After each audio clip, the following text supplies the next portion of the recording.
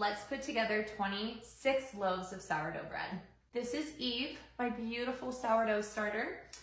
And I have a pickup tomorrow of 26 pre-ordered loaves from lots of different people. When I'm making large batches of dough, I like to use these food grade tubs that I got off of Amazon. I can put 8 loaves in each.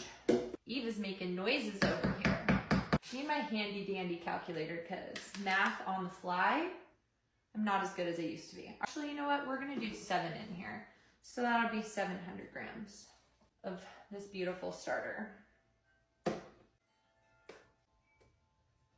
We're gonna need quite a bit of water.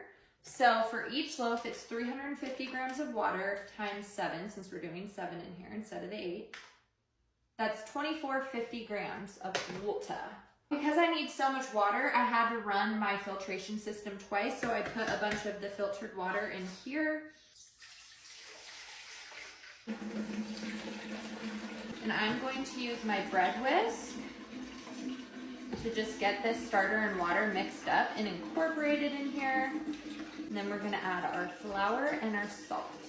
I know some people do an autolyse, which you let your, you let your dough sit without salt for 30 minutes and then add the salt. I personally don't do that step. I think that my bread turns out amazing, just adding the salt right in with the flour. So I'm gonna take another dry bowl just because this tub is too big for my teensy little scale here. And I'm gonna measure out, because I do 500 grams of bread flour for every loaf. And since we're doing 7, we need 3,500 grams of bread flour. So,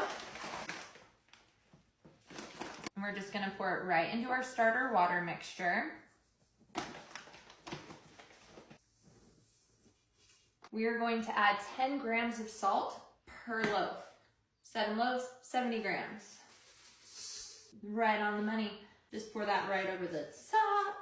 And now we are going to do the fun part of mixing all of this up. This part can take a minute because it is a big batch.